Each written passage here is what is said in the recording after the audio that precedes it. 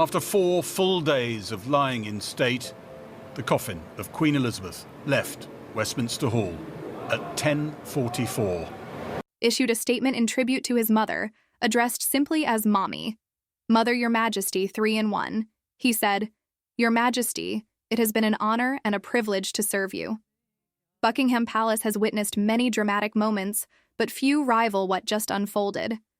Prince Andrew, once relegated to the background, has stepped forward into the spotlight with the late Queen's final will. Rumors have circulated for months, but what he disclosed left even senior royals astonished. People everywhere are now questioning what the Queen truly intended. Was this her final act of loyalty? And why was Andrew the one entrusted with such a task? As we reveal the moment Prince Andrew read the Queen's startling final wishes, the royal inheritance comes into sharp focus. When Queen Elizabeth II passed away on 8 September 2022, the world mourned the close of a remarkable 70-year reign. But behind the black veils and ceremonial grandeur, her entire personal estate, estimated at around $650 million, was transferred directly to her eldest son, King Charles III. This enormous inheritance was passed on without a single penny going to Prince Andrew, the Duke of York. At the time, whispers suggested he had been excluded. But was he truly? Events had to unfold in this way due to a rule in British law stating that when a monarch dies, their assets can pass directly to the succeeding sovereign without triggering the usual 40% inheritance tax that normally applies to estates valued over $325,000. Through what is known as the sovereign-to-sovereign exemption, agreed in 1993 by then Prime Minister John Major, King Charles inherited everything, from Balmoral Castle to Sandringham, including the Queen's private investments and jewelry collection. He received it all.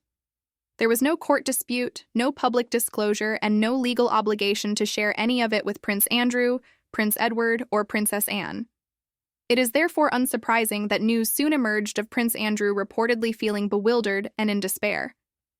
He had apparently believed that he too would be named in his mother's will. The fact that Charles was the sole beneficiary didn't sit well with him. He had expected Charles to at least distribute the inheritance among the siblings. Instead, he watched everything pass to his older brother, and it gets even more complicated. In his book Charles III, New King, New Court, The Inside Story, royal biographer Robert Hardman revealed that Prince Andrew had already been receiving generous financial support from the Queen while she was alive. For years, she had reportedly ensured he was well looked after. Beyond the annual income from the Duchy of Lancaster and his former royal stipend, insiders claimed the Queen had been gifting Andrew substantial sums to help him cover expenses, maintain his lifestyle, and protect himself from financial strain after stepping back from public duties. These were benefits that included funds to help him settle debts and cover the upkeep of Royal Lodge, where he currently resides with his ex-wife, Sarah Ferguson. Breaking up doesn't seem particularly hard for members of the royal family. Prince Andrew and Sarah Ferguson, the Duchess of York, are the latest example heading for the divorce court, Richard.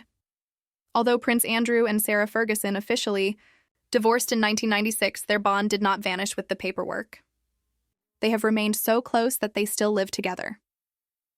Sarah, the Duchess of York, once described this unusual relationship saying, "We are the most extraordinary example of a unified family." She even called Andrew the finest man in her life. Knowing him as I do, he's one of the greatest men I've ever met, my best friend, and a wonderful father to my children. I just don't understand how, in this day and age, people cannot see him as a great gentleman with a heart of gold. When they married in July 1986, it appeared to be a happy match for a time. They had 2 daughters, Princess Beatrice and Princess Eugenie, and were seen as a modern, light-hearted addition to the royal family. But things quickly became difficult. Andrew's long naval deployments kept him away from home for months at a time, and the intense media scrutiny took its toll. Sarah also often faced negative press, particularly when she was spotted at high-profile social events while Andrew was serving at sea. By 1992, the cracks had deepened, and the couple officially separated. Then came a major scandal involving leaked photos of Sarah sunbathing with American businessman John Bryan, who was also photographed kissing her toes. The tabloid frenzy that ensued embarrassed the royal family and accelerated the breakdown of the relationship. Years later, the divorce was finalized just months before Prince Charles and Princess Diana ended their marriage. Yet, unlike many divorced couples, Sarah and Andrew never truly separated emotionally. Over the years, there were even rumors of a possible reunion, with some royal watchers wondering if they might remarry. Though that has not happened, the warmth between them remains apparent. They have gone on vacations together, attended royal events side by side, and often speak fondly of one another in interviews. When necessary, Sarah Ferguson publicly defended Prince Andrew and insisted that their family would always remain united. Back in 2010, Andrew's friendship with American financier Jeffrey Epstein had already raised eyebrows. Epstein was a convicted sex offender at the time, having served prison time in 2008 for soliciting a minor. Even so, Andrew continued to associate with him. Photos later emerged showing the prince walking with Epstein through New York's Central Park in 2010, sparking outrage in the press. Matters worsened in 2015, when a woman named Virginia Duffrey publicly accused Epstein of trafficking her to Prince Andrew when she was just 17. She claimed she was coerced into intimate encounters with him on multiple occasions. Andrew strongly denied these allegations, but the claims persisted. A photograph also surfaced showing Andrew with his arm around her waist, with Ghislaine Maxwell smiling in the background. Andrew said he had no recollection of meeting her and even suggested the photo might be fabricated, but the damage was already done. In November 2019, Andrew attempted to clear his name by giving a televised interview on BBC's Newsnight. What was meant to be an opportunity to explain himself turned into a public disaster. He struggled to answer direct questions, claimed he couldn't sweat due to a medical condition, and appeared emotionless when discussing Epstein's victims. The backlash was immediate. Critics branded the interview a car crash. Within days, Andrew was forced to step down from royal duties for the foreseeable future. Charities severed ties with him, and public opinion plummeted. In 2021, Duffrey filed a civil lawsuit against Andrew in a U.S. court, accusing him of sexual abuse. The palace distanced itself further. In January 2022, the Queen stripped Andrew of his military titles and royal patronages, making it clear he would face the lawsuit as a private citizen. Although he never admitted guilt, Andrew reached a financial settlement with Duffrey in February 2022. He reportedly paid her around $12 million, which included a substantial donation to her charity supporting victims of abuse. Throughout this scandal, Sarah Ferguson remained steadfast. "I will stand by Andrew. We've been through so much together," she told the press. That kind of loyalty, especially in the royal world, is rare, and it hasn't gone unnoticed. It is said that this explains why there were talks of Queen Elizabeth II appreciating how Sarah remained in Andrew's life, even though the monarchy never fully welcomed her back into the official fold, to support Prince Andrew without creating future tensions. Reports suggest that the late Queen provided for him in every way she could while alive. That is when claims emerged that Queen Elizabeth helped cover part of the legal settlement, either directly or through private funds managed on his behalf. But everything changed when King Charles ascended the throne, a new era. It is well known that King Charles III officially became monarch of the United Kingdom and the other Commonwealth realms on 8th September 2022, following the death of his mother, Queen Elizabeth II, who passed away at Balmoral Castle in Scotland at the age of 96. From the moment he ascended the throne, it was clear he was determined to oversee a tighter, leaner monarchy. He had been speaking about this vision for years, long before he became king. His aim was to create a streamlined royal family, one that was more cost-effective, less bloated, and more in tune with today's public expectations. Once he wore the crown, he began putting these ideas into practice. One of the first and most visible changes he implemented was the reorganization of working royals. Charles narrowed the group of senior royals who would carry out official duties on behalf of the crown. This core circle now consists mainly of himself, Queen Camilla, Prince William, Princess Catherine, Princess Anne, and the Duke and Duchess of Edinburgh. Prince Andrew, Prince Harry, and Meghan Markle were excluded from this group, following their respective withdrawals from royal duties. Another significant change was in the management of royal residences. Charles scrutinized the costs of maintaining royal properties and began making adjustments. He pushed for underused residences to be consolidated or reassigned. Prince Harry and Meghan were asked to vacate Frogmore Cottage as part of Charles's wider effort to redistribute royal housing more efficiently. Reports also suggested that Charles was considering spending less time at Buckingham Palace and more time at Clarence House or Sandringham.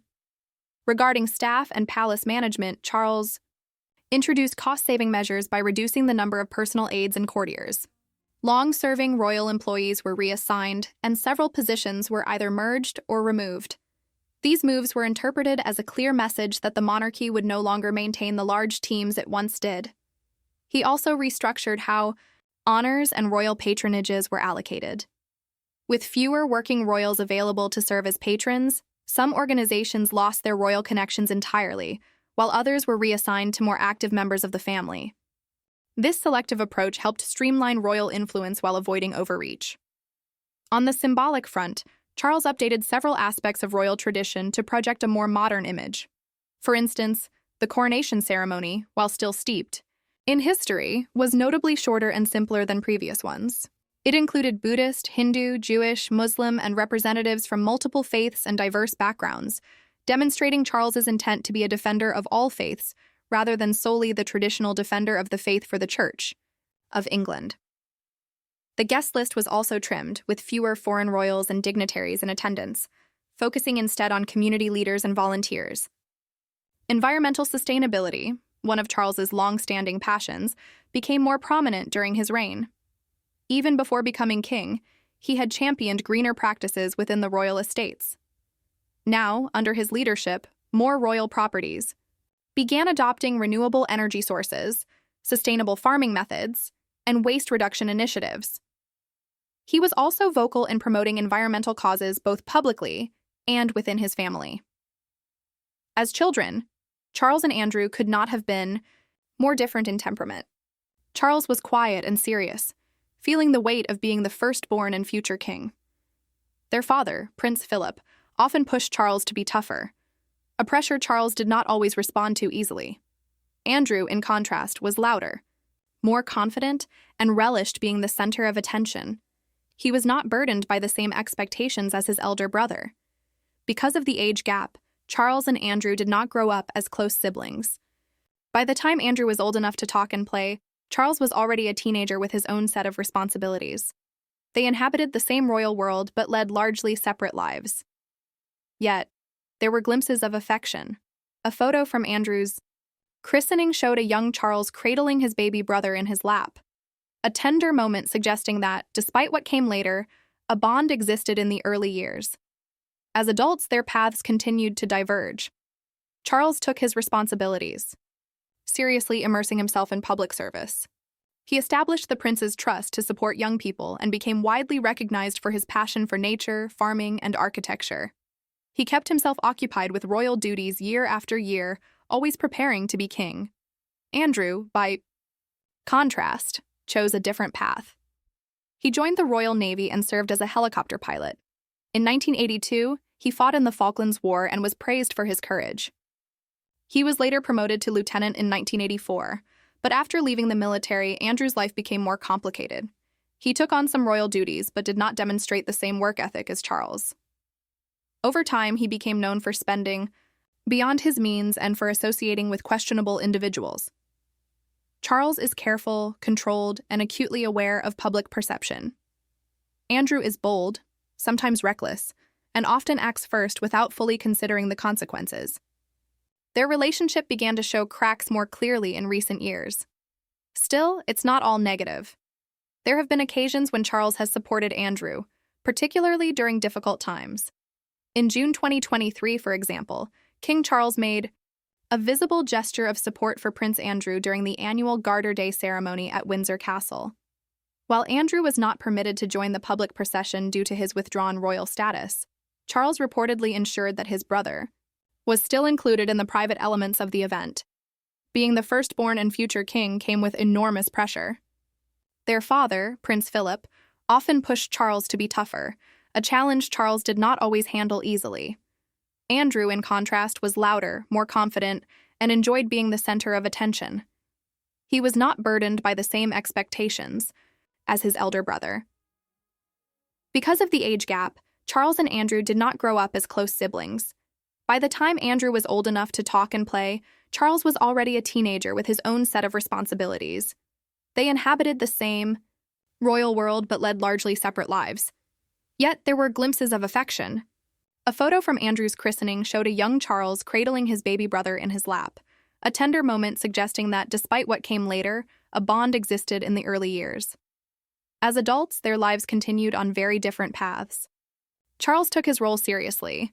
He became deeply involved in public service, founded the Prince's Trust to support young people, and became known for his passion for nature, farming, and architecture. He remained steadfastly committed to royal duties, always preparing for his future as king. Andrew, by contrast, chose a different path. He joined the Royal Navy and served as a helicopter pilot. In 1982, he fought in the Falklands War and was praised for his bravery.